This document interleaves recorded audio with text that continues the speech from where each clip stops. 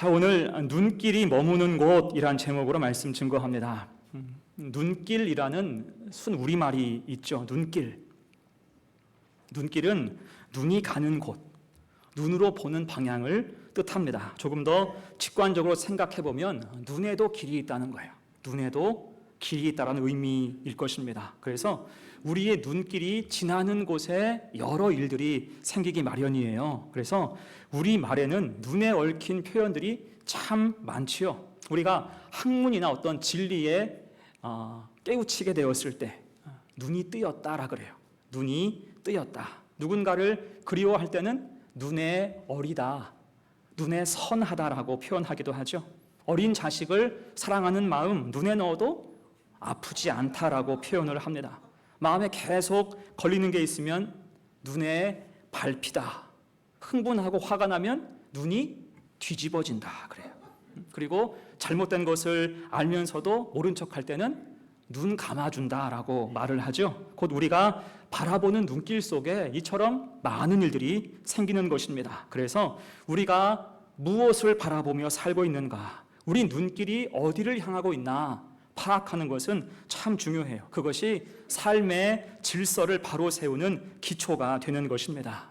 그런 의미에서 우리는 오늘 예수님의 눈길, 그 시선의 흐름에 주목해야 돼요. 주님이 어딜 보시나, 주님 눈길이 어떻게 흘러가고 있나, 그 흐름에 주목해야 됩니다. 예수님 눈길이 머무는 곳에 큰 은혜가 임하기 때문이에요. 자, 우리가 성경을 읽어보면 예수님 눈길을 우리가 따라갈 수가 있어야 돼요. 그 흔적이 예수께서 보시고라는 표현입니다. 예수께서 보시고, 이 표현이 복음서에만 30번 이상 등장을 해요. 생각해 보십시오. 예수님은 온갖 병든 자들을 보시고 불쌍히 여기셨어요. 제자와 무리를 보시고 말씀을 전하셨습니다. 하늘을 우러러 보시고 축복하고 기도하셨어요. 어때요? 주님의 눈길이 머무는 곳에 은혜가 임한 줄로 믿습니다. 눈길이 머물 때 깊이 보시고 헤아리시고 도와주셨기 때문이에요. 자, 그럼 주님은 무엇을 보셨을까? 얼마나 깊이 보셨을까? 그 의미를 두 가지로 생각을 해봅니다. 첫 번째, 주님은 내면을 보십니다. 주님은 우리의 내면을 보세요. 우리가 잘 아는 성경의 요절 있지요? 변치 않는 금원, 사람은 외모를 보거니와 나 여호와는 어디를? 중심을 보느니라. 아멘. 거기에서 연결되는 말씀이 순종이 제사보다 낫고 듣는 것이 순양의 기름보다 나으니라는 표현이에요. 한마디로 하면 하나님은 보는 눈이 다르시다. 중심, 곧 우리의 내면을 보시는 줄로 믿습니다. 자, 이런 깊은 시선을 가지신 게 예수님이셨죠. 그래서 두루 살피시되 항상 내면을 보기 원하셨어요. 그런 흔적이 성경에 참 많습니다. 성전에 와서 헌금하는 모습을 보시고 두 렙돈 드린 과부를 칭찬하셨어요. 이유가 뭐예요? 비록 그는 가난하나 가지고 있는 전부를 다 넣는 그 중심을 보셨기 때문이에요. 오늘 본문도 그렇습니다. 세례 요한이 주님을 소개하고 있어요. 35절 36절. 또 이튿날 요한이 자기 제자 중 두 사람과 함께 섰다가 예수께서 건의심을 보고 말하되 보라 하나님의 어린 양이로다. 아멘. 중요한 장면이에요. 지금 세례 요한은 주님을 바라보며 자기 제자들에게 예수님을 소개해요. 보라 하나님의 어린 양이로다. 그 시선과 믿음이 선명하고 정확했죠.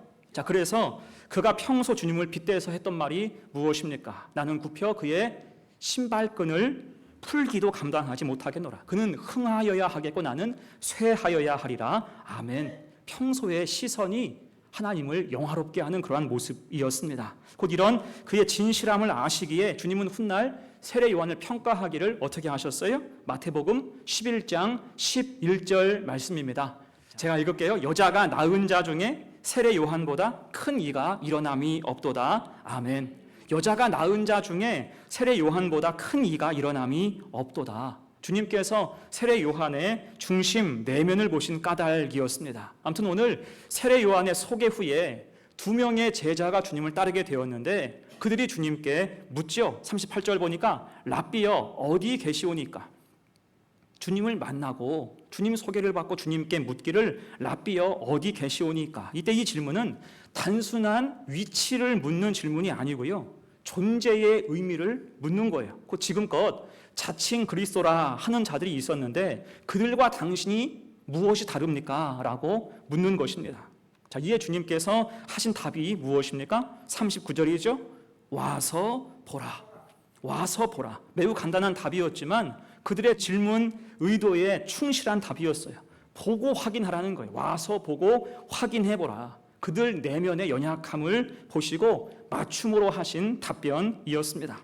자, 그런데 문제는 이런 식으로 주님께서 답변을 하실 때 오해가 따라왔다는 거예요. 아니, 간혹 우리도 주님 하신 일들에 대해서 오해할 수가 있어요. 오늘 사실 본문의 장면도 제자들을 최초 면접하는 장면에 해당하는데 어떻습니까? 너무 간단하지 않아요? 제자를 세우기 원하신다면 이들이 나중에 사도가 될진데 이렇게 간단하면 되겠습니까? 적어도 심층 면접쯤은 해야 되는데 그런 게 전혀 없어요. 왜요?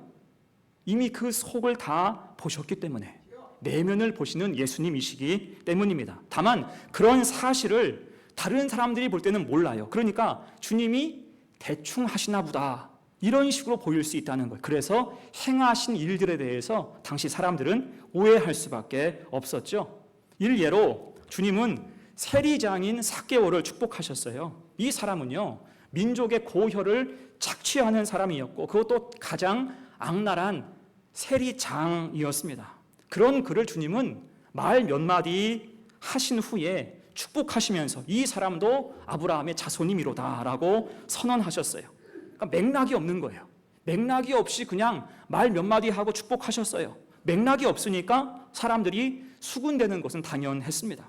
사실은 우리도 다 이해할 수 없는 급전개예요. 또한 주님께 나와서 호소하는 사람들을 고치시고 축복하시는 장면도 생각을 해보세요. 따지고 보면 그 사람들도 별로 한 게 없어요. 어떻게 살아왔는지 우리가 알 길이 없잖아요. 기껏해야 주님께 나아온 것, 나아와서 다윗의 자손 예수여 나를 불쌍히 여기소서 간절히 그 한 번 호소한 것밖에는 없습니다.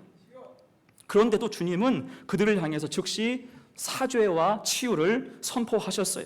그러면서 덧붙여서 말씀하시기를 믿음을 보시고 혹은 내 믿음이 너를 구원하셨다라고 말씀을 하셨습니다. 이게 생각해보면 굉장히 뜬금이 없어요. 아니, 언제 믿음이 그가 있었습니까? 무슨 믿음이 있습니까? 라고 반문할 만하겠죠. 흔히 하는 말로 사람은 겪어봐야 알아요. 적어도 3번은 봐야 사람 됨을 안다고 하는데 이건 빨라도 너무 빠르지 않습니까? 요즘 제가 새벽에 누가복음 강의를 하는데 그 말씀을 준비하면서 머릿속으로 상상을 해보니까 참 황당하다 싶은 장면이 있습니다. 그것은 중풍병자를 침상째에 매달아서 지붕을 뚫고 밑으로 내린 일이에요. 그런데 지붕을 뚫을 때 그 집 실내에 누가 있었습니까? 예수님과 바리새인과 서기관들이 앉아 있었어요.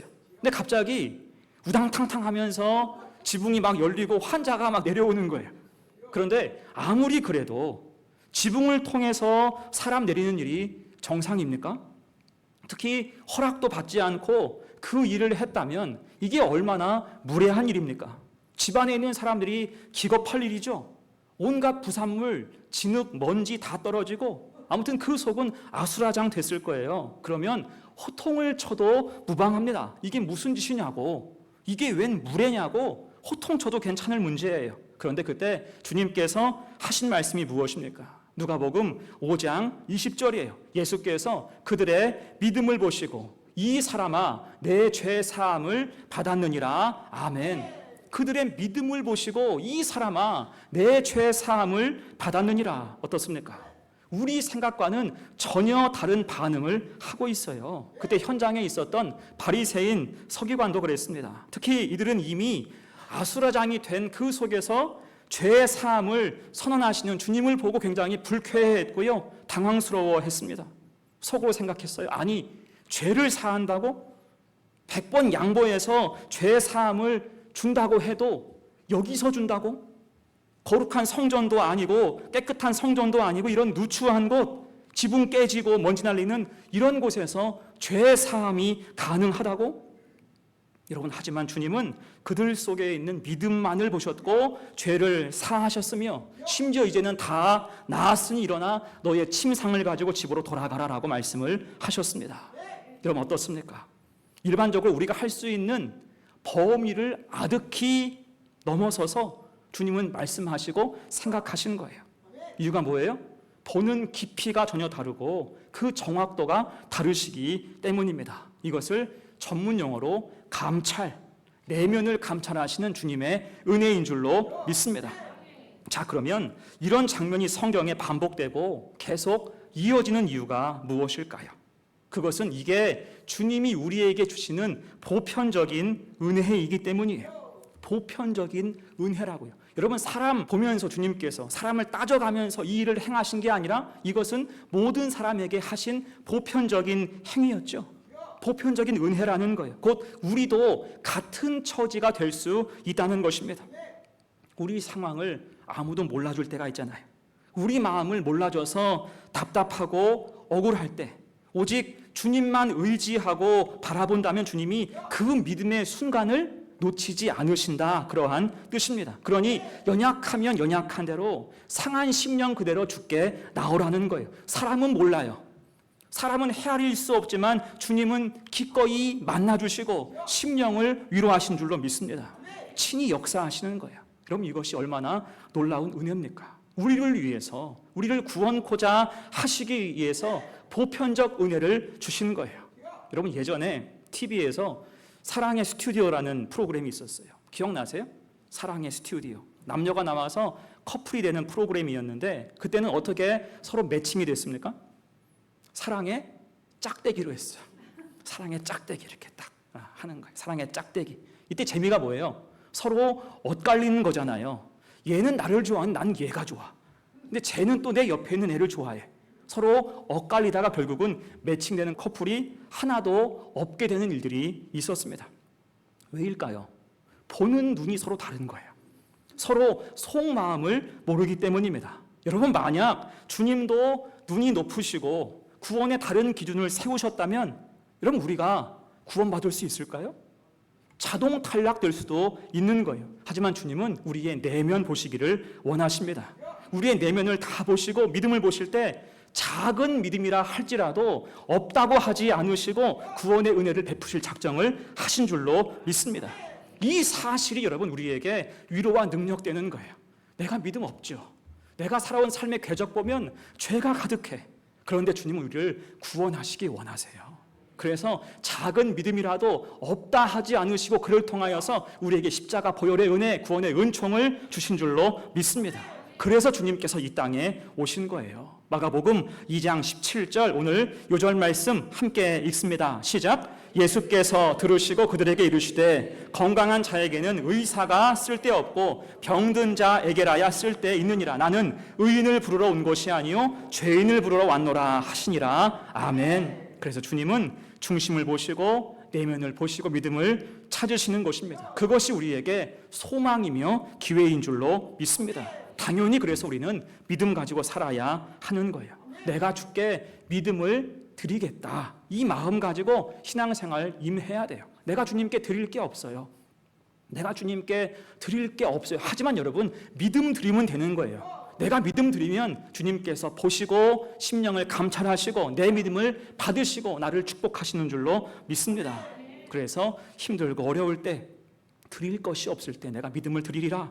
묻지도 따지지도 말고 주님을 찾는 성도가 되시기를 간절히 바랍니다. 그래서 우리는 주님이 보시는 눈길 속에서 우리 믿음이 주님의 기쁨 되시기를 간절히 축원합니다. 아멘. 두 번째예요. 깊이 보시는 주님. 두 번째는 비전과 소망을 주십니다. 자, 이제 본문에서 와서 보라라고 하신 주님을 따라 나선 두 사람에게는 믿음이 생겼어요.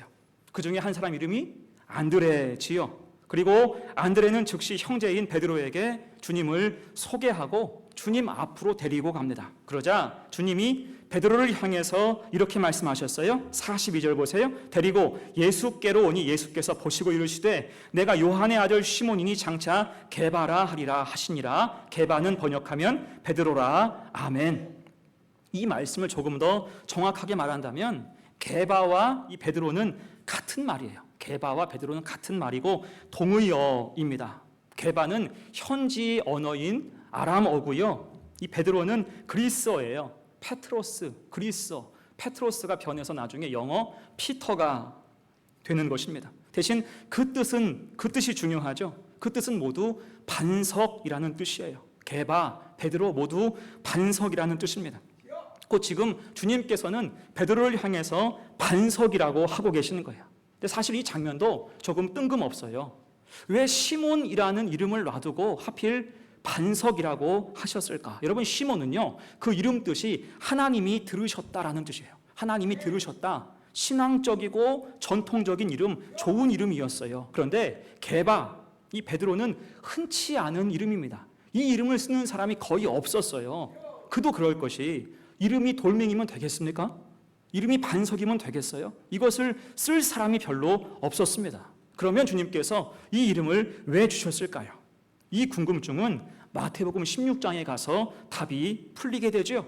한번 볼까요? 자, 마태복음 16장 18절 말씀 같이 읽어요. 시작. 너는 베드로라, 내가 이 반석 위에 내 교회를 세우리니 음부의 권세가 이기지 못하리라. 아멘. 곧 반석이란 이름을 주신 이유가 무엇입니까? 네가 교회를 세울 반석이 되라, 그러한 뜻이에요. 그래서 이 베드로를 부르실 때도 이렇게 말씀하셨어요. 마태복음 4장 19절 같이 읽어요. 시작. 나를 따라오라, 내가 너희를 사람을 낚는 어부가 되게 하리라. 아멘. 그래서 시간의 흐름으로 따져본다면 먼저 주님은 오늘 본문에서 네가 장차 게바라 하리라 라고 말씀을 하셨고, 이어서 내가 너를 사람을 낚는 어부가 되게 하리라 라고 말씀하셨으며, 그 후로 그 반석 위에 내 교회를 세우리라고 말씀을 하셨습니다. 또한 요한복음 21장에서는 주님께서 이 베드로를 향해서 내 양을 먹이라 3번 강조하여 말씀을 하셨죠. 그래서 실제로 이 베드로를 주축으로 하여서 사도행전 2장에서 교회가 세워진 줄로 믿습니다. 어떻습니까? 주님이 오늘 보신 비전과 소망이 그대로 이루어지는 거예요. 다른 말로 하면 주님은 깊이 보실 때 그 사람의 믿음을 통해서 비전과 소망을 주시는 줄로 믿습니다. 사실 이것이 우리와 비교할 수 없는 주님의 눈길, 그 압도적인 능력의 차이라고 할 수가 있겠죠. 여러분, 우리는 주님처럼 볼 수가 없습니다. 주님처럼 사람의 속 사정을, 내면을, 비전과 소망을 볼 길이 없어요. 왜요? 우리는 보는 것이 지극히 일부이고 파편적인 모습만 볼 수 있기 때문입니다. 제가 지난주에 한 주 동안 대신방을 하면서 그런 생각을 했어요. 이번 대신방을 하면서는 우리 성도들과 대화를 많이 했어요. 깊은 대화를 많이 했습니다. 실컷 웃기도 하고 함께 울기도 하고 안타까워하기도 하고 함께 기뻐하기도 했습니다. 그런데 이렇게 되기까지 걸린 시간이 7, 8년이에요. 중간에 코로나 2년 빼도 5년 정도가 걸렸습니다. 이 정도 시간이 흘러가니까 이제 마음 열고 말씀을 해주시는 거예요. 이제 조금 내가 사정을 알겠다라는 생각이 들었습니다. 자, 그러니까 지금 당장 우리가 누군가를 평가한다고 했을 때 내가 세운 기준이라고 하는 것이 얼마나 부정확한가를 우리가 생각해 볼 수가 있어야 됩니다. 우리가 사람을 평가할 때 기준이 무엇입니까? 대부분은 외모와 배경이 전부예요.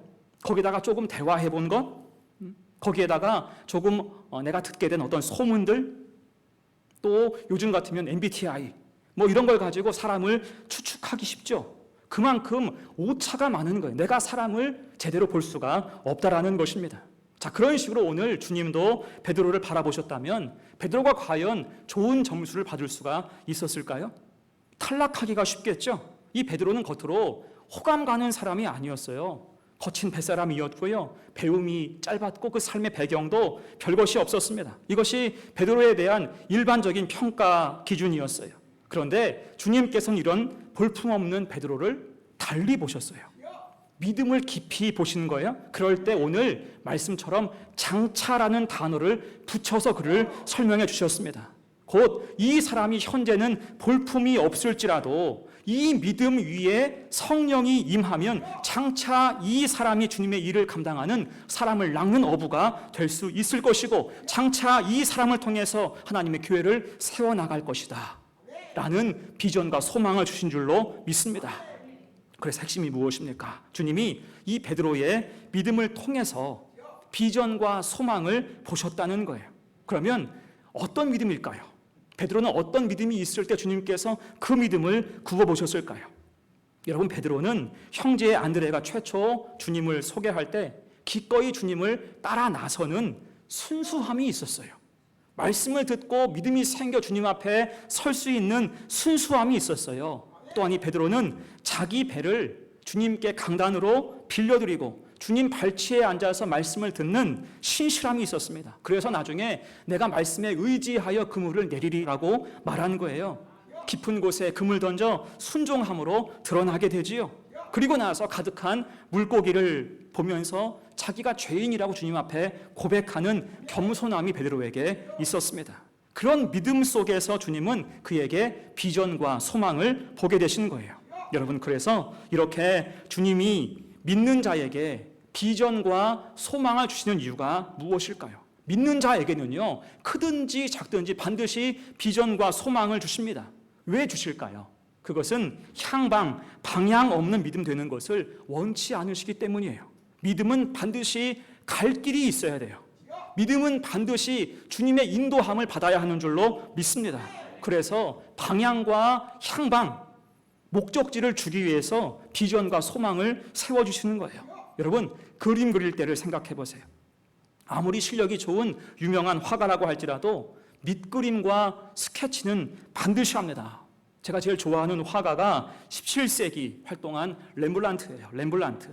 이때 렘블란트의 작화법 중에서 단연 최고는 빛과 그림자, 명과 암으로 표현하는 그림입니다. 한번 볼까요?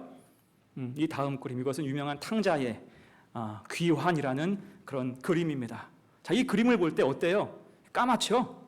그러니까 배경이 까매요. 근데 이 사람이 그림을 어떻게 그리냐면 먼저 세밀하게 캔버스 위에 밑그림을 그립니다. 그리고 밑그림을 머릿속에 다 담는 거예요. 그리고 나서 먼저 새카맣게 캔버스를 다 칠합니다. 그리고 나서 밑그림을 세세히 기억하면서 까만 배경 위에 명암을 주면서 하나씩 채색해 갑니다. 그랬더니 멋진 명작이 나왔어요. 참 쉽죠? 듣기는 참 쉬워요. 그런데 이 과정이 얼마나 어렵겠어요. 하지만 분명한 것은 먼저 스케치를 하고 까만 칠을 하고 스케치한 것을 기억해서 하나하나 채색해 가는 거예요. 이 과정, 저는 여러분 저 그림을 보면서 통찰을 얻게 됩니다. 그 주님이 우리 믿음을 깊이 보시고 비전과 소망 주시는 이유가 무엇입니까? 그것이 삶의 밑그림, 스케치가 되게 하시기 위함인 거예요. 그런데 아무리 믿음이 있어도 우리는 가끔 레므란트의 그림처럼 블랙아웃을 경험할 때가 있어요. 스케치를 하고 밑그림이 있는데 그게 다 지워지고 깜깜해질 때가 있어요. 우리 삶이 그렇지 않습니까? 눈앞이 깜깜할 때가 있어요.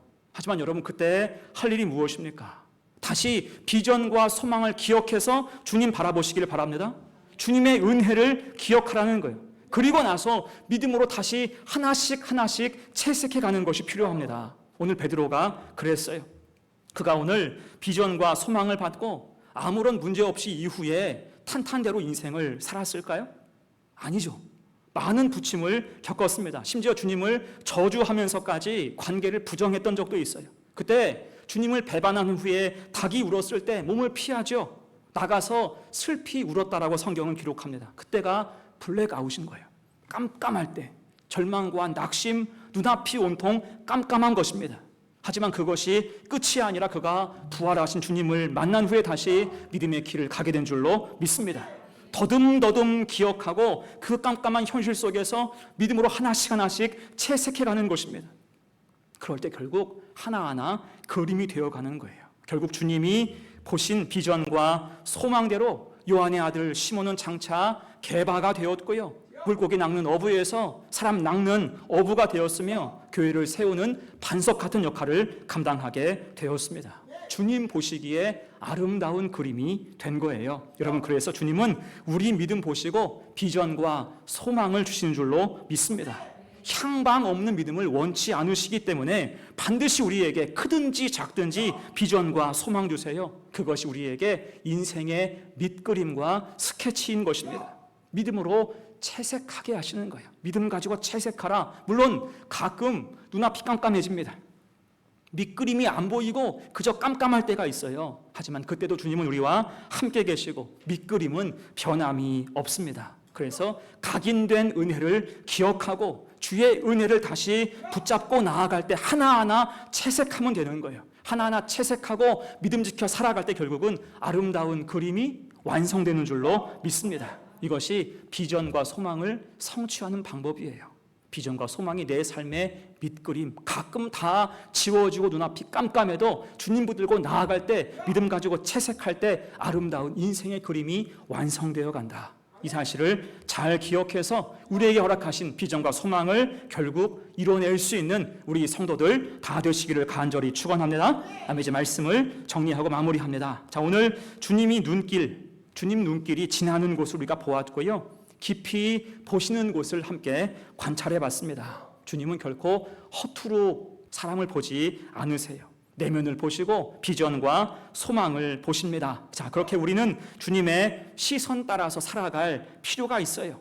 주님은 본문처럼 우리에게도 똑같이 내면 영혼을 감찰하시고요. 부족하고 작은 믿음이라도 기뻐하시면서 그를 통해서 비전과 소망을 주시고 연결어가게 하신 것입니다. 이 과정을 통해서 성도는 성도가 되고요, 사명자로 세워져 가는 줄로 믿습니다. 이 사실을 기억하여서 늘 주님께 믿음 가지고 나아가는 성도, 간혹 눈앞이 깜깜한 낙심의 상황이라 할지라도 keep going, 계속 믿음의 길을 향해 나아갈 때 주님 눈길에서 벗어나지 않고 아름답게 성숙하며 아름다운 그림으로 완성되어가는 성도의 복된 삶이 되시기를 간절히 축원합니다. 아멘. 우리 함께 찬송하죠.